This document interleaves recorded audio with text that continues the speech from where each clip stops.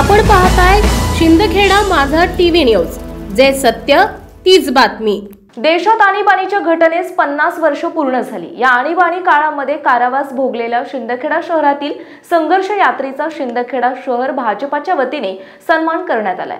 तर हा दिवस आणीबाणी काळा दिवस म्हणून साजरा केला आहे।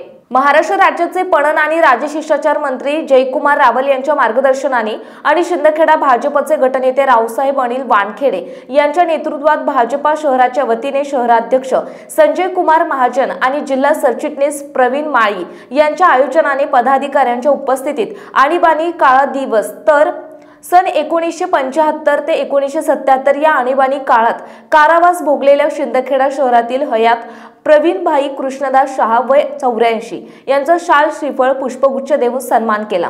सोबत स्वर्गीय जयंतीलाल देसाई यांचे सुपुत्र सुरेंद्रभाई देसाई वय 85 यांचाही सन्मान केला। शिंदखेडा शहरातील कैलासवासी आमदार ठाण सिंग जिभाऊ नवनीतभाई शहा यांसह 6 संघर्ष यात्रींचा सहभाग होता।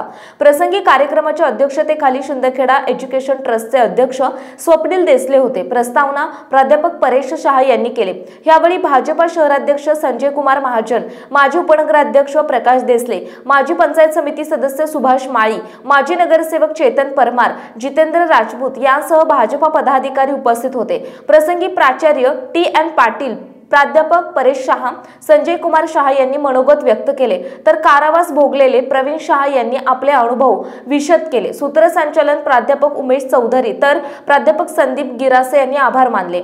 यावेळी MSS कनिष्ठ महाविद्यालयाचे विद्यार्थी विद्यार्थिनींनी बहुसंख्येने उपस्थित होते। तो सरांनी उल्लेख केला की आणीबाणीला 50 वर्ष पूर्ण झाले, त्या निमित्ताने काळा दिवस म्हणून आपण साजरा करतोय। मित्रांनो, एखाद्या घटनेला, एखाद्या व्यक्तीच्या आयुष्याला, एखाद्या प्रसंगाला, एखाद्या गोष्टीला 50 वर्ष पूर्ण झाले तर आपण काय साजरे करतो? त्याला काय म्हणतो? सुवर्ण महोत्सव।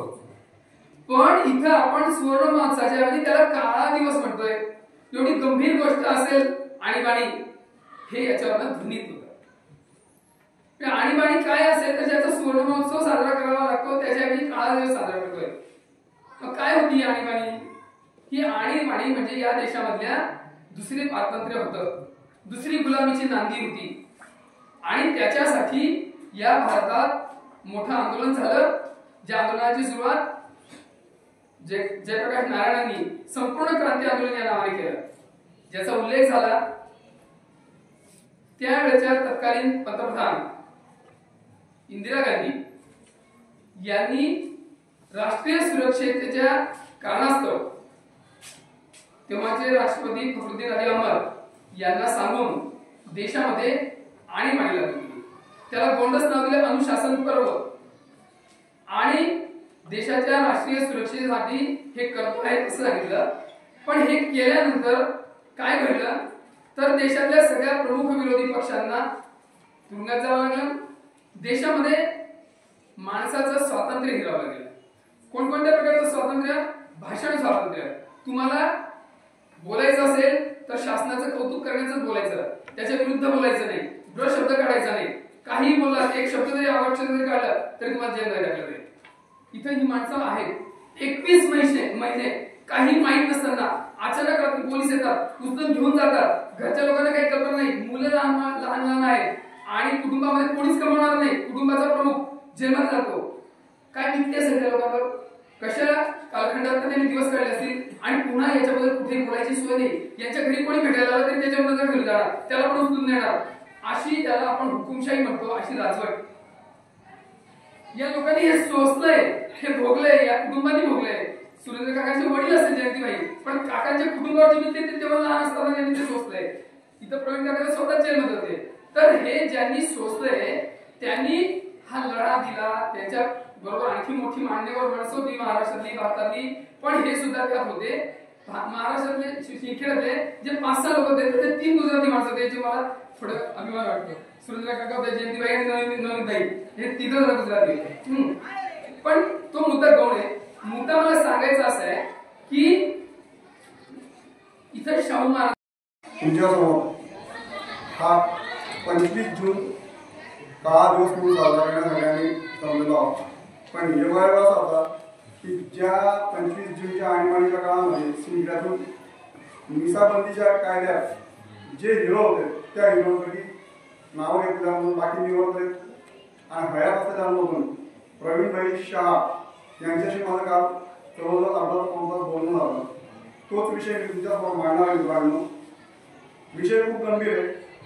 25 जून 1975ला ज्यावेळेस आणीबाणी जाहीर झाली त्या 25 जूनला कालच्या दिवशी 50 वर्ष पूर्ण झाले. 50 वर्षामध्ये सुवर्णमहोत्सवी साजरा न करता काळा दिवस साजरा करण्याची वेळ भारतीयांकडे येऊन ठेवलेली आहे. याच्याबरोबर थोडंसं विचारात घेतलं तर भारतात कधी कधी आणीबाणी लागू झाली तर भारतात याच्यापूर्वी 2 वेळेस आणीबाणी लागू झाली होती आणि 1925 जून 1975ला तिसऱ्यांदा झाली. पहिल्यांदा आणीबाणी झाली त्यावेळेस पाकिस्तानने भारतावर हल्ला केला होता. जे भारत पाकिस्तानचं युद्ध ठरलं 1962 साली. त्यावेळेस अंतर्गत सुरक्षेचा प्रश्न निर्माण झाला. त्यानंतर तब्बल 9 वर्षानंतर चीनने भारतावर आक्रमण केलं 1971 साली. त्यावेळेस ती आणीबाणी लागू झाली. आणीबाणी लागू करण्याची बरीचशी कारणं आमचे मित्र उमेश चौधरी सर आणि प्राध्यापक शास्त्रांनी तुमच्या विस्तृत केली. परक्या राष्ट्रांनी जर आक्रमण केलं आणीबाणी लागू करता येते पण 25 जून 1975ला जी आणीबाणी लागू झाली याची कारणं बरीचशी वेगळी होती. कोणत्याही परक्या राष्ट्राने आपल्याला आक्रमण केलेलं नव्हतं आणि आक्रमण न करता आणीबाणी लागू झाली. तत्कालीन पंतप्रधान ज्यांना INDD म्हटलं गेलं आपल्या संपूर्ण भारताच्या पंतप्रधान लिस्टमध्ये 1 नंबरला पंतप्रधान जे होते त्या INDD तत्कालीन पंतप्रधान इंदिरा गांधी यांनी त्यांच्या तुमच्या भाषेत सांगितलं जातं इगोबाई भारतावरती ही आणीबाणी लागू केली आणि यामध्ये मोठ्या प्रमाणामध्ये प्रसारमाध्यमांवरती बंदी घातली. त्यानंतर या आणीबाणीच्या काळामध्ये अभिगत व्यक्तिस्वातंत्र्य जेवढे होते तेवढे सगळे हिरवले. नागरिकांचे मूलभूत हक्कही काढले गेले. मित्रांनो आणीबाणीचा काळा दिवस म्हणून का साजरा केला जावा का आठवण करावी या दिवसाला की असा दिवस पुन्हा आपल्या भारताच्या इतिहासामध्ये किंवा आपल्या आयुष्यामध्ये कधीही उगवू नये.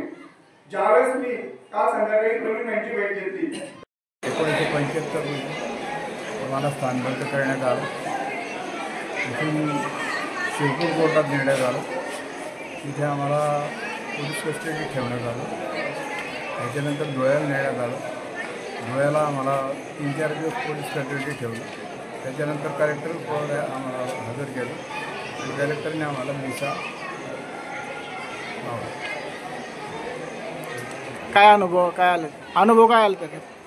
अनुभव असा की आता इथून गेल्यानंतर सगळं माझे दुकानदारी बंद पडली 2-3 महिने. त्याच्यानंतर सगळं आई होती मिसेस छोटी पोरगी होती डिलिव्हरी या सगळ्यांना सांभाळणं दिसत झालं सगळ्यांना. संपादक यादवराव सावंत, शिंदखेडा.